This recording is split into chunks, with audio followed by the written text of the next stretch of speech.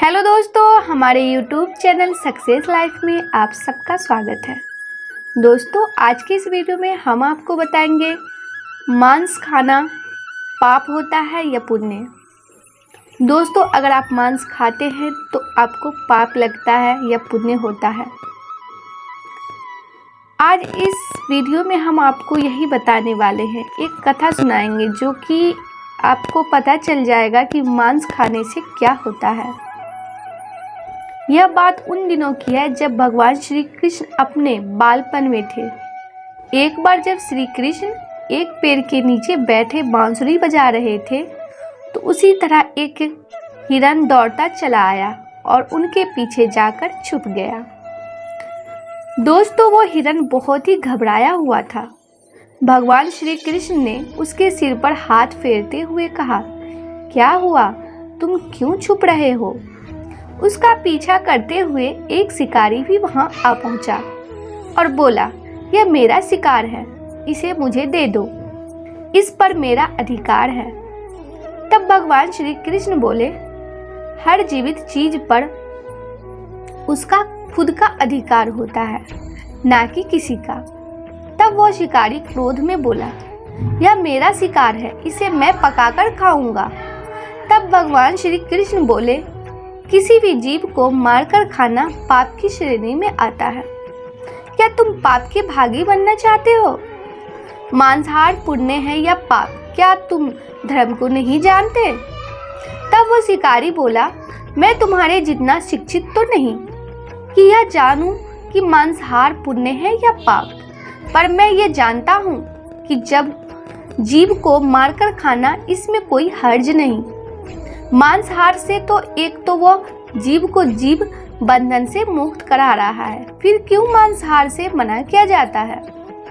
मांसाहारी होने को क्यों नहीं कहा जाता? वैसे भी मैं इसको मारकर नीच योनि से मुक्ति दिलाकर पुण्य ही कमा रहा हूँ, फिर इस पर पाबंदी क्यों? इसे तो प्रोत्साहित करना चाहिए। जहाँ तक मैंने सुना है, जीव हत्या तो शास्त्रों में भी बताया गया है। राजा लोग शिकार किया करते थे। ऐसे तमाम तर्क देते हुए श्री कृष्ण से पूछा कि फिर क्यों ये मांसाहार गलत है और पाप की श्रेणी में आता है? आप ही बताएं, मांसाहार पुण्य है या पाप? भगवान श्री कृष्ण समझ गए कि इसकी बुद्धि मांस खाने के कारण तामसिक हो गई है और उसने सोचने और समझने की बुद्धि भी खो दी है। फिर भगवान श्री कृष्ण बोले, इस अंतहीन विषय पर पहले मैं कोई राय नहीं दूंगा। मेरी इस छोटी सी कथा सुनने के बाद तुम ही उत्तर देना कि मांसाहार पुण्य है या पाप, और तुम्हें मांस खाना है या नहीं। वो शिकारी सोचने लगा कि इसमें मेरा तो कोई घाटा नहीं है, इस कथा को मैं सुन ही लेता हूँ, मेरा मनोरंजन भी हो जाएगा और बाद में मुझे इसका मांस भी मिल जाएगा। दोस्तों, भगवान श्री कृष्ण ने अपनी कथा आरंभ की। एक बार मगध में खाद्य संकट खड़ा हो गया तो अन्न का उत्पादन कम रहा। राजा को चिंता हुई कि यदि इस समस्या का शीघ्र निदान नहीं किया गया तो संरक्षित अनाज कोष भी खत्म हो जाएगा और संकट भीषण हो जाएगा। तो सम्राट ने अपनी राज्य सभा में पूछा, देश की खाद्य समस्या को सुलझाने के लिए सबसे सस्ती वस्तु क्या है? मंत्रीगण सोच में पड़ गए। चावल, गेहूं, आलू इत्यादि पदार्थों को उगाने के लिए बहुत श्रम करना पड़ता है। वह तभी प्राप्त होते हैं जब प्रकृति का प्रकोप ना हो। ऐसे में तो कुछ सस्ता हो ही नहीं सकता। तभी शिकार का शौक रखने वाले एक मंत्री ने सोचा कि यही उत्तम अवसर है, क्यों ना अंधाधुंध शिकार के लिए राजा की अनुमति ले ली जाए। उसने सभा में कहा कि सबसे सस्ता खाद्य पदार्थ है मांस, इसके लिए धन का खर्च भी नहीं है और पौष्टिक खाना भी मिलता है। सभी सामंतों ने इस बात का समर्थन कर दिया, लेकिन मगध के प्रधानमंत्री अभी भी चुप थे। सम्राट ने पूछा, प्रधानमंत्री आप चुप क्यों हैं? आपने कोई अनुमोदन नहीं किया, आपका क्या मत है? प्रधानमंत्री ने कहा, मैं ये नहीं मानता कि यह कथन सही है। कि मांस सबसे सस्ता पदार्थ है। फिर भी इस विषय पर मैं अपने विचार आपके सामने कल रखूंगा। प्रधानमंत्री उसी रात मांसाहार का प्रस्ताव रखने वाले समंत के घर पहुंचे। समंत ने इतनी देर रात प्रधानमंत्री को अपने घर आया देखा तो वह घबरा गया। किसी अनिष्ट की आशंका से वह कांप गया। प्रधानमंत्री ने कहा, संध्या को महाराज बीमार हो गए, उनकी हालत बहुत खराब है। राजा वैद्य ने कहा है कि किसी शक्तिशाली देह का 2 तोला मांस मिल जाए तो राजा के प्राण बचाए जा सकते हैं। दोस्तों, महाराज के सबसे विश्वास पात्र है, इसलिए आपसे योग्य कौन होगा? इसके लिए आप जो भी मूल्य लेना चाहे तो ले सकते हैं। आप कहें तो इस काम के लिए मैं आपको 1 लाख स्वर्ण मुद्राएं भी दे सकता हूँ। एक बड़ी जागीर भी आप मांग सकते हैं। बस आप अपनी इच्छा कहें, मैं कटार से अपने हृदय को चीरकर बस 2 तोला मांस निकाल लूँगा। ये सुनकर समंत के चेहरे का रंग फीका पड़ गया। वो सोचने लगा, जब जीवन ही नहीं रहेगा तो लाख स्वर्ण मुद्राओं से मैं क्या करूँगा, और बड़ी जागीर भी किस काम आएगी। वह झटपट अंदर भागा और अपनी तिजोरी से 1 लाख स्वर्ण मुद्राएं लेकर आया। मुद्राएं देखकर उसने प्रधानमंत्री के पैर पकड़ लिए और गिड़गिड़ाते हुए बोला, श्रीमंत, मैं अपनी 1 लाख मुद्राओं में अपनी 1 लाख मुद्रा और मिलाता हूँ। इस पैसे से आप किसी और समंत के हृदय का मांस खरीद लेकर, किंतु मुझे जाने दे, यह बात किसी और को पता न चले। मैं आपसे आग्रह करता हूँ। प्रधानमंत्री जी यह सब समझ चुके थे। वो उसे थोड़ी और मानसिक पीड़ा देना चाहते थे। प्रधानमंत्री ने आगे कहा, समंत, आप शरीर से बलिष्ठ हैं। आपकी कद काठी महाराज से मिलती जुलती है, इसलिए राजवैद्य ने खास तौर पर आप ही का नाम लिया है। आपके दान से हमारे अच्छे राजा की जिंदगी बच सकती है। आप कहें तो मैं आपको प्रधानमंत्री का पद देने को तैयार हूँ और खुद आपका कर्मचारी बनकर रहूँगा, पर प्रजा से हमारे राजा ना छीने। समंत तो फंसता हुआ दिख रहा था। उसने शरीर पर अंगवस्त्र रखकर अपने जूते भी पहन लिए। जैसे ही वो वहां से भागने वाला था, वह तुरंत प्रधानमंत्री के पैरों में लेट गया। उसने याचना की कि प्रधानमंत्री, मैं इसके योग्य नहीं हूँ। जब प्राण ही नहीं रहेंगे तो प्रधानमंत्री पद का क्या करूँगा? सिंहासन भी मिल जाए तो मैं उसका क्या करूँगा? आप चाहें तो मेरा सब कुछ ले लें, पर मेरे प्राण ना लें। मैं अपना ये भवन और सारा धन आपको सौंपता हूँ। रातों रात राज्य से निकल जाऊंगा। इतना कहकर वो अपने घोड़े की ओर भागा, और जैसे ही अपना घोड़ा घटने लगा, आवाज आई, अभी अभी अपने पीछे गए, तुम अपने परिवार को भी छोड़ जा रहे हो। समंत बोला, मेरे प्राण से प्रिय कुछ भी नहीं है। जब जीवन ही ना रहेगा तो कुटुंब क्या करूँगा? जीवन रहा तो ऐसे ही सुखी रह लूँगा। इतना कहकर घोड़े पर छलांग लगाकर बैठ भी भाग गया।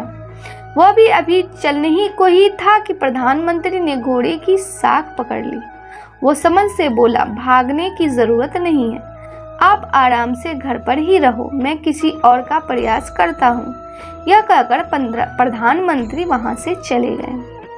प्रधानमंत्री के वहां से जाने पर समंत के अंदर कुछ जान आई, परंतु बेचैनी बनी रही। उसकी नींद खराब हो चुकी थी।